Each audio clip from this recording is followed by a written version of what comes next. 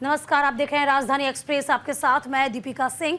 करेंगे खबरों की शुरुआत। नैनीताल के दौरे पर सीएम धामी हैं। हल्द्वानी और बेताल घाट का भी दौरा करेंगे। कई कार्यक्रमों में शिरकत भी की जाएगी। तो उत्तराखंड के मुख्यमंत्री पुष्कर सिंह धामी नैनीताल जिले के भ्रमण पर हैं। वह हल्द्वानी बेताल घाट में 2 कार्यक्रमों में शिरकत करेंगे। अपर जिलाधिकारी शिवचरण द्विवेदी ने बताया कि मुख्यमंत्री देहरादून से सीधे लामा चौड़ हल्द्वानी पहुंचेंगे। वहां आम्रपाली विश्वविद्यालय में आयोजित अभिनंदन समारोह में भी प्रतिभाग करेंगे। तो कई कार्यक्रमों में शिरकत की जाएगी, कई कार्यक्रमों में हिस्सा लिया जाएगा। नैनीताल के दौरे पर सीएम धामी हैं।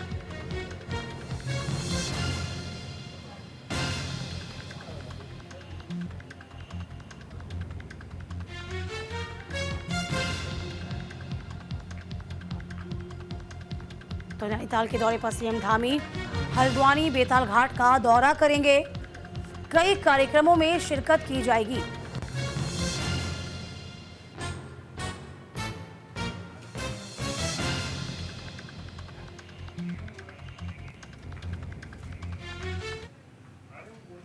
इधर हिंदू जागृति संगठन की बैठक हुई है। बैठक में साधु संत मौजूद रहे।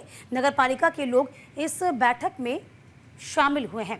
तो यमुनोत्री गंगोत्री इलाके में फेरी वालों पर रोक है, जहां साधु संतों ने रेप मामलों पर विरोध जाहिर किया। तो फिलहाल आपको बता दें, बड़कोट में हिंदू जागृति संगठन के आह्वान पर बैठक की गई है। इस बैठक का नेतृत्व महंत केशव गिरी महाराज, रुद्र सेना, राकेश उत्तराखंडी और लखपत भंडारी ने किया। साथ ही इस बैठक में नगरपालिका के लोग भी शामिल हुए हैं।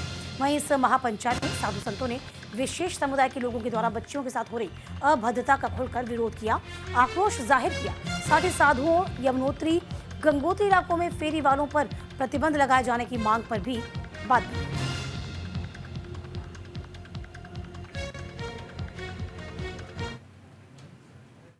बैठक हुई है। इसमें जो आज महापंचायत होनी थी, जो पूरे क्षेत्र को लेकर के, पूरे जिले को लेकर के सभी, तो आज सभी जो हमारे जो जज्बात रखते हैं, जो हमारी क्रांतिकारी विचारधारा रखते हैं, सनातनी विचारधारा रखते हैं, आज उन लोगों की आज प्रथम बैठक हुई है।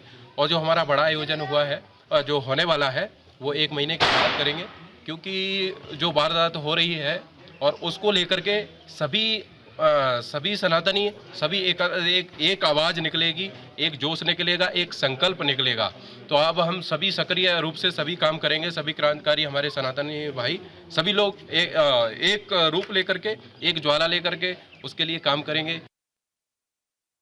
हम सभी ने एकत्रीकरण करके एक सभा की, जिसमें तय किया कि पूरे उत्तरकाशी जिले के अंदर जितने भी बाहर से आए हुए जिहादी है, ये तत्काल प्रभाव से हमारे उत्तरकाशी छोड़ दें, और जो यहाँ पे काम कर रहे हैं उनका तत्काल वेरिफिकेशन हो, और जो लोग हमारी माँ बहन बेटियों के साथ इस तरीके का अभद्रता कर रहे हैं उन पे शिकंजा कसा जाए।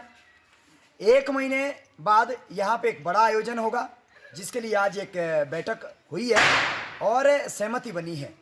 निश्चित रूप से 1 महीने के अंदर जितने भी इनके द्वारा अवैध कृत्य क्षेत्र में हो रहे हैं, यदि ये बंद ना हुए तो इसका जिम्मेदार शासन प्रशासन रहेगा।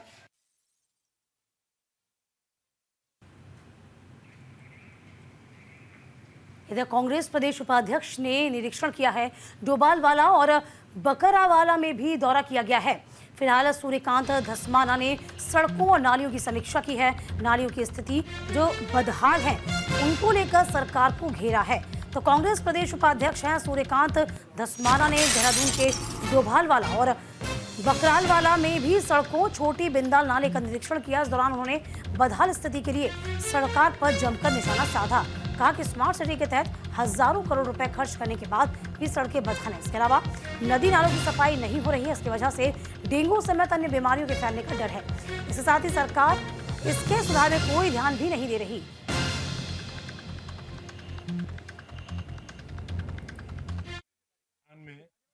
जो मैं गड्ढों में सड़क और सड़क में गड्ढा अभियान पूरे देहरादून में स्मार्ट सिटी का नज़ारा आपको रोज़ दिखा रहा हूँ। आज हमारे देहरादून स्मार्ट सिटी प्रोजेक्ट के जो अध्यक्ष रहे, देहरादून के नगर निगम के मेयर सम्मानित सुनील उनियाल गामा जी, उनके वार्ड में हूँ, उनके क्षेत्र में हूँ, उनके घर के बिल्कुल 20-25 कदम की दूरी पर खड़ा हूँ। इधर साध्वी प्राची को जान से खतरा, आपको बता दें जान से मारने का खतरा है। हिंदूवादी नेत्री ने पुलिस से इस बाबत शिकायत की है। तो फिलहाल आपको बता दें कि साध्वी प्राची को जान का खतरा है। हिंदूवादी नेत्री ने इस बाबत शिकायत भी की। आश्रम में रुकी हुई है लड़की पर संदेह है, तो साध्वी प्राची ने पुलिस से कार्रवाई की मांग की है। मामले की जांच में पुलिस जुटी हुई है। हिंदूवादी नेत्री है साध्वी प्राची, अपनी जान का खतरा बताया, पुलिस में शिकायत की। एक प्रेस कॉन्फ्रेंस के दौरान साध्वी ने जानकारी दी कि हरिपुरा कलां स्थित उनके आश्रम में गीता कुटीर में एक संदिग्ध लड़की रुकी हुई थी, जिसने हिंदू आईडी कार्ड का इस्तेमाल किया था। साध्वी प्राची ने बताया कि उस वक्त गतिविधियां संदिग्ध लगी थी, उसकी तलाशी ली गई, जिसमें उसके पास धारदार हथियार, उर्दू में लिखी हुई कुछ किताबें बरामद हुई। उसके खिलाफ एक बड़ी साजिश बताते हुए रायवाड़ा थाने में शिकायत भी दर्ज की गई है। पुलिस से कड़ी कार्रवाई की मांग की गई। पुलिस मामले की जांच में जुटी है। वहीं साध्वी प्राची ने अपनी सुरक्षा को लेकर चिंता जाहिर की।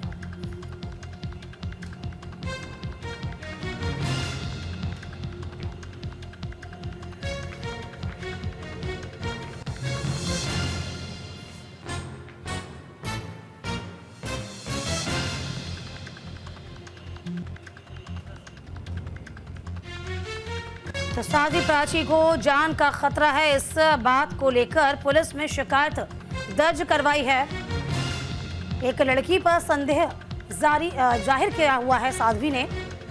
हिंदूवादी नेत्री हैं साध्वी, और इस बाबत पुलिस से शिकायत की है कि जान से मारने का डर है उनको कि कोई उनसे जान से मार देगा। इसके लिए बाकायदा एक षड्यंत्र रचा जा रहा है।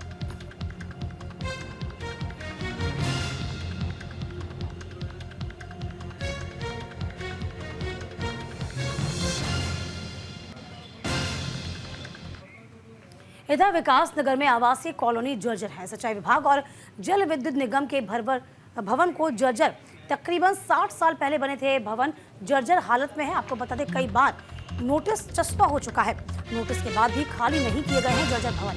तो विकास नगर के डाक पत्थर क्षेत्र में बनी आवासीय कॉलोनी बेहद जर्जर स्थिति में है। सिंचाई विभाग जल विद्युत निगम की तकरीबन 60 साल पहले बनी बिल्डिंग्स किसी भी वक्त धराशायी हो सकती है। जर्जर भवनों में हजारों लोग आज भी निवास करते हैं। कई बार विभाग इन जर्जर बिल्डिंग्स को खाली करने के लिए लोगों को नोटिस दे चुका है, लेकिन अभी तक ये भवन खाली नहीं हुए। बिल्डिंग से गिरने से बड़ा हादसा हो सकता है, जिससे हजारों लोगों की जान जा सकती है, लेकिन अभी तक विभाग इस पर सुध नहीं।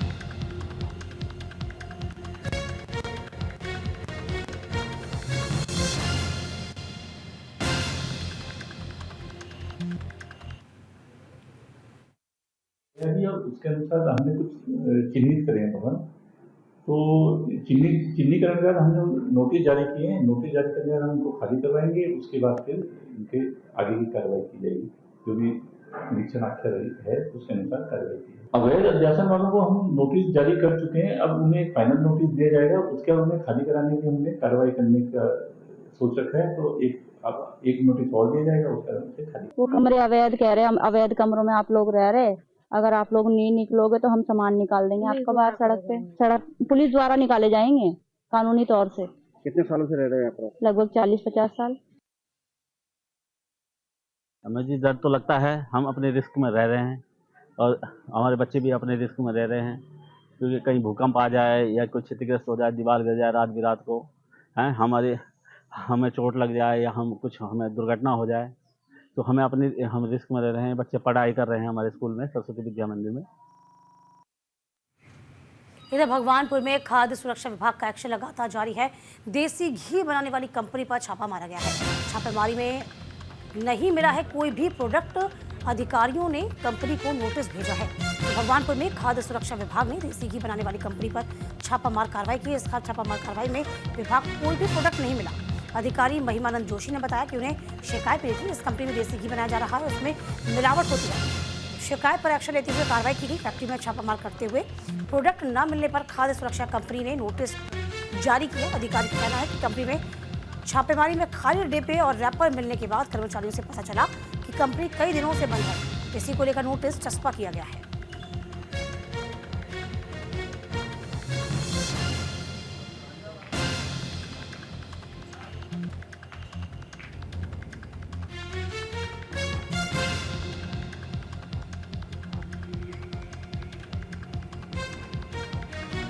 खाद्य सुरक्षा विभाग का एक्शन लगातार जारी है। अधिकारियों ने कंपनी पे छापा मारा तो सिर्फ डिब्बे और रैपर ही बरामद किए गए हैं। इधर कर्मचारियों से जब पूछताछ की गई तो पता चला कि काफी लंबे वक्त से यह कंपनी बंद ही पड़ी हुई है। हालांकि अब पुलिस ने इस पूरे मामले में संज्ञान लिया है और छापामार कार्रवाई की गई। तो खाद्य सुरक्षा विभाग ने छापा मारा। कई तरह की अनियमितताएं बरती जा रही थी। मिलावट की शिकायतें लंबे वक्त तक आ रही थी।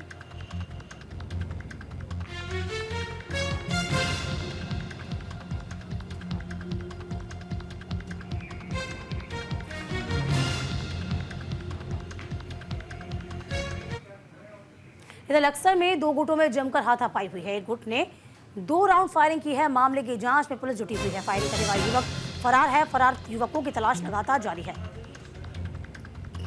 लक्सर से बड़ी खबर है, जहां रुड़की तिहारे पर 2 गुटों में जमकर हाथापाई हुई। हाथापाई के दौरान एक गुट ने अचानक 2 राउंड फायरिंग कर दी है। फायरिंग से मौके पर अफरा तफरी मची है। पुलिस मामले की जांच में जुटी है।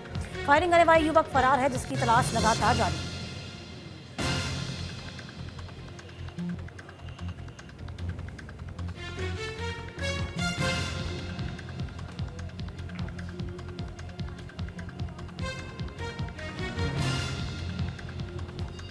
तो फिलहाल मामले की जांच में पुलिस लगातार जुटी हुई है।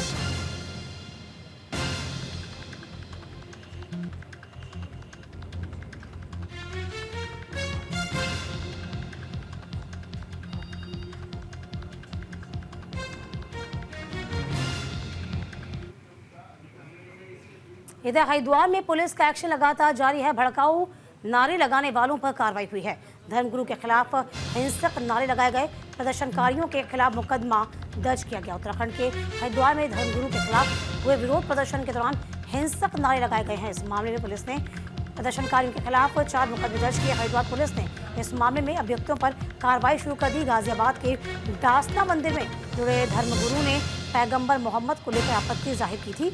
उनका एक वीडियो वायरल हुआ। इसके बाद से उनके खिलाफ देश के अलग अलग हिस्सों में विरोध प्रदर्शन हो रहे हैं। हरिद्वार में भी कई जगहों पर विरोध प्रदर्शन हुए और जुलूस निकाले गए हैं। आपको बता दें, वीडियो के आधार पर नारे लगाने वालों की पहचान कराई जा रही है। हरिद्वार के वरिष्ठ पुलिस अधीक्षक प्रमेंद्र सिंह डोभाल ने इस जानकारी साझा की। पुलिस की सोशल मीडिया मॉनिटरिंग सेल लगातार सोशल मीडिया के विभिन्न प्लेटफॉर्म्स पर नजर बनाए हुए है। किसी भी तरह के भड़काऊ संदेश का या लोक शांति भंग करने की कोशिश पर पुलिस ने कड़ी कार्रवाई की बात कही है।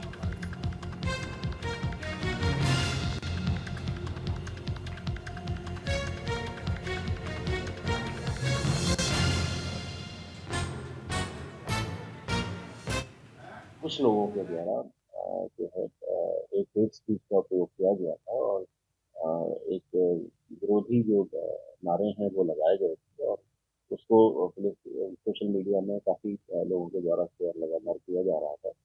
तत्काल पुलिस ने इसमें कल कार्रवाई करते हुए 4 अन्य अलग अलग जगहों पर अभियोग पंजीकृत किए हैं। इसमें खासकर 191 और 196 में अभियोग पंजीकृत किए गए हैं। इसमें मैं आपको ये भी अवगत कराना चाहता हूँ कि लोगों को एकत्रित होकर यकीन नरसिम्हानंद के विरुद्ध जो उनके द्वारा जो भाषण दिया गया था उसमें जो ज्ञापन दिया जा रहा था और वो ज्ञापन लेने के उपरांत ही उनके द्वारा हेट स्पीच लगातार की गई थी, जिसको हम लोगों के द्वारा सोशल मीडिया सेल के द्वारा लगातार इसको मॉनिटर किया जा रहा था और उसी प्रक्रिया में 4 अलग अलग जगह पर अभियोग पंजीकृत किया गया है और इसमें इन लोगों की पहचान की जा रही है। जो भी लोग इसमें दोषी होगा उसके खिलाफ कार्रवाई। इधर हरिद्वार के मंदिरों में श्रद्धालुओं का सैलाब उमड़ा है। नवरात्र में भक्तों की विशेष आस्था स्कंद माता के रूप में उनकी पूजा अर्चना होती है। नवरात्रि के 5वें दिन हरिद्वार के माया देवी में आस्थावानों की भीड़ उमड़ी है। माता स्कंद माता के स्वरूप की पूजा कर श्रद्धालुओं ने मन्नत मांगी। मंदिरों में मां के जयकारे गूंज रहे। इस दौरान माता के दर्शन के लिए श्रद्धालुओं की लंबी लाइन देखने को मिली है। बता दें, शारदीय नवरात्र का ये पर्व 3 अक्टूबर से शुरू हो चुका है। आज मां दुर्गा के 5वें स्वरूप यानी मां स्कंद माता की पूजा की जाती है।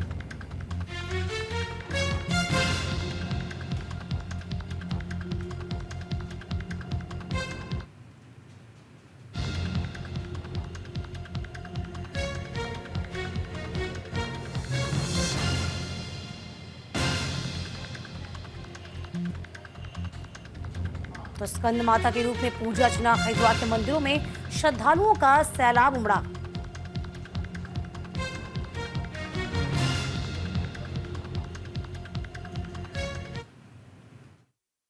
आज नवरात्रा का 5वां दिन है। आज के दिन स्कंद माता को पूजा जाता है।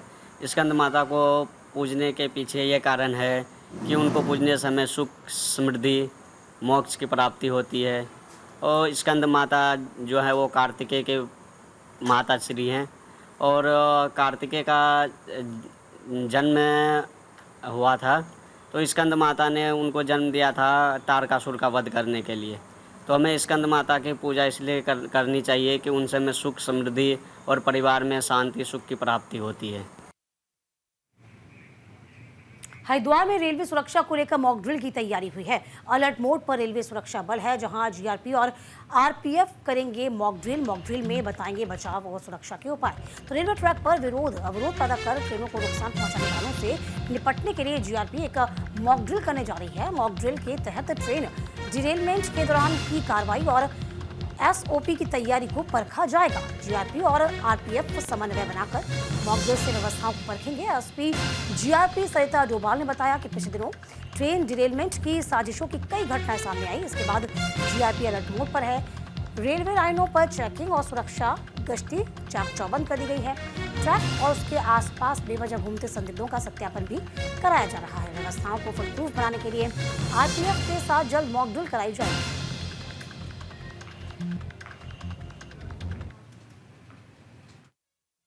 घटनाएं प्रकाश में आई थी जिसमें कि दूसरे राज्यों में रेलवे ट्रैक पर कुछ अवरोध रख करके कुछ जो एंटी सोशल एलिमेंट्स थे उनके द्वारा कार्रवाई की गई थी। इस संबंध में हमारे यहाँ भी अलर्टनेस को बढ़ाया गया है। हमारी जो जीआरपी है और आरपीएफ के समन्वय से हम लोग ट्रैक की चेकिंग लगातार कर रहे हैं। इसके साथ ही जो हमारी एसओपी है डिरेलमेंट को लेकर के, उसका भी हम लोग समय आने पर मॉक ड्रिल करेंगे और जो जिसका रोल है उसमें उसको उसके बारे में बताया जाएगा।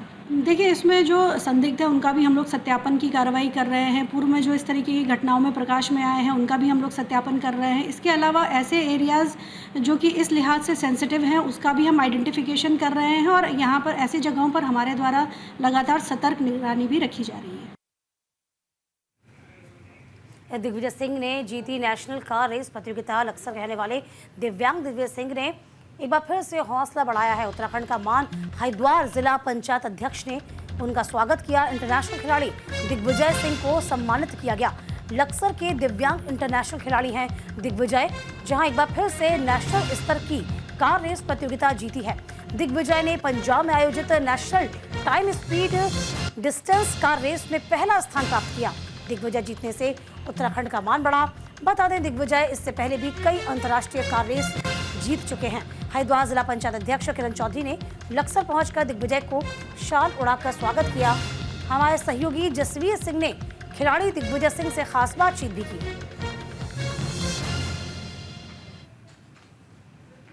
किसी ने दिल होने से कुछ नहीं होता, बल्कि धड़कनों में जान होती है। पंख होने से नहीं, बल्कि हौसले से उड़ान होती है। ऐसी इस कहावत को सटीक किया है। हमारे बीच में मौजूद है अंतर्राष्ट्रीय एथलीट दिग्विजय सिंह। दिग्विजय, बधाई हो आपको। इस बार आपने कौन सा अवार्ड जीता है? इस बार पंजाब टीएसडी रैली में जो है मेरा श्रेणी में फर्स्ट प्लेस पड़ा है और ये हम सब के लिए बड़े गर्व की बात है। 92 प्रतिभागी उसमें आए थे 46 कारों के साथ। पहले कभी उसमें एंट्री नहीं मिलती थी, लेकिन अब की बार सामान्य लोगों के साथ पंजाब में भी एंट्री मिली और भगवान की दया से उसमें भी सफलता प्राप्त हुई। सफलता प्राप्त हुई, आपने देख लिया। कैमरामैन से कहूँगा एक बार दिखाई जरा। ये पूरी तरह से आप देख सकते हैं, दिव्यांग हैं और खासकर पैरों से कार चलाना आसान काम नहीं है। सही सलामत, यानी जो आदमी परिपूर्ण है उसे भी दिक्कतें खड़ी होती हैं आज के दौर में। और इन्होंने न सिर्फ भारत में बल्कि विदेशों के भी कई ऐसे पथरीले रास्तों पर कार रेस को जीत करके देश का नाम ऊंचा किया। आपने दिग्विजय से बात की, उनका मान सम्मान किया, हौसला अफजाई की। आगे क्या रहेगा? जल्दी ही इस विषय में कुछ आप करने जा रहे हैं, थोड़ा सा बताएं। मैं अभी दिग्विजय सिंह भाई से मेरी मुलाकात हुई, मैंने उन्हें शुभकामनाएं दी। जी। मुझे 3-4 दिन पहले ही गोपाल भाई के माध्यम से पता चला कि हमारे बीच में इतनी बड़ी प्रतिभा है दिग्विजय सिंह के रूप में। एक छोटे से गांव में गांव से निकल के ये इतना बड़ा काम कर लिए। राष्ट्रीय अंतर्राष्ट्रीय कई मेडल इन्होंने जीत लिए। तो हम लोग सब इनको बधाई देने के लिए आए हैं और शुभकामनाएं लेने के लिए आए हैं। जल्द ही दिग्विजय सिंह आने वाली किसी न किसी प्रतियोगिता में एक बार फिर अपना लोहा मनवाएंगे और देश का मान बढ़ाएंगे। Jasvir Singh news India Laksar. इधर हरिद्वार में सख्त हुआ है भू कानून की मांग को लेकर प्रेस कॉन्फ्रेंस हो रही है। मूल निवास समन्वय संघर्ष समिति ने प्रेस कॉन्फ्रेंस कर एक स्वाभिमान रैली आयोजित करने की बात कही। प्रदेश में सख्त भू कानून लागू करने की मांग को लेकर मूल निवास समन्वय संघर्ष समिति ने हरिद्वार में प्रेस कॉन्फ्रेंस आयोजित की। इस प्रेस वार्ता में समिति से जुड़े सदस्यों ने कहा कि उत्तराखंड में लोगों की कृषि भूमि तेजी से घट रही है। इससे आने वाले समय में राज्य के काश्तकार भूमिहीन हो सकते हैं। समिति के पदाधिकारियों ने कहा कि बाहरी लोगों के द्वारा राज्य में जमीन खरीदने के लिए सख्त नियम बनाए जाने की आवश्यकता है ताकि स्थानीय किसानों के हितों की रक्षा हो सके। ये भी मांग की गई है कि औद्योगिक विकास के लिए दी जा रही जमीन में किसानों की भी हिस्सेदारी बराबर हो सुनिश्चित की जाए। समिति ने घोषणा की कि इस मांगों को लेकर 10 नवंबर तक एक स्वाभिमान रैली का आयोजन किया जाएगा। इस रैली के जरिए प्रदेश में भू कानून को सख्त बनाने, किसानों के हक की सुरक्षा की दिशा में कदम उठाने की बात कही जाएगी।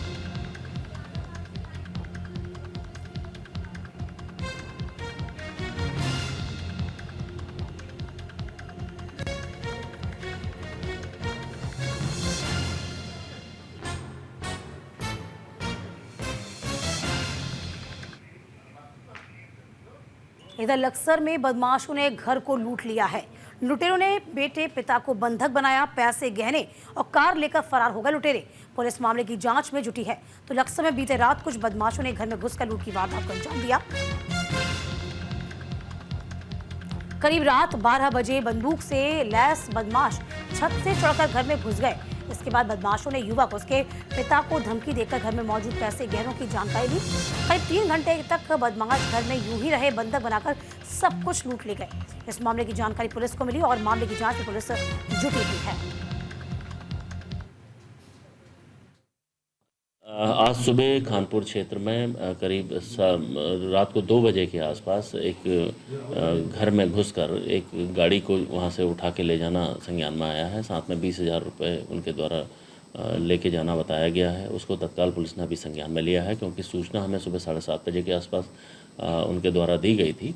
तब से हमारे एसपी ग्रामीण वहीं पर लगातार कैंप किए हुए हैं और क्योंकि इसकी अभी जाँच प्रक्रिया लगातार चल रही है, क्योंकि उसमें जो घटना का जो इंसिडेंट का जो समय है, उसके बाद सूचना देने के समय में बहुत ज़्यादा विरोधाभास अभी दिखाई दे रहा है।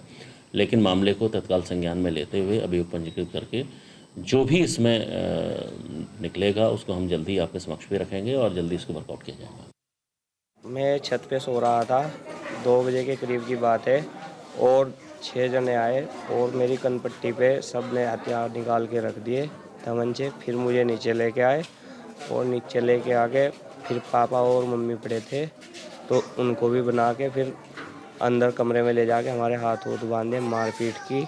जो सामान था वो ले गए, फिर बाहर निकाले एक कमरे में, फिर बाहर अलग ले जाके फिर इस कमरे में, फिर दूसरे वाले कमरे में ले जाके कहने लगे ले हम इसको मारेंगे, ये है वो है। जो सामान था वो सब ले गए। सामान मेरे कुंडल ले गए, मेरी पावे की पजेब ले गए, और भाई और जो घर में था पेटी सारी करेड़ गए में, और तकत्तू का जो मेरे लड़के के पैसे में भी ले गए। जो हमने दरक के थे 2-3 हज़ार रुपये में भी सारे ले गए। कपड़े करेड़ का नू ले गए भाई।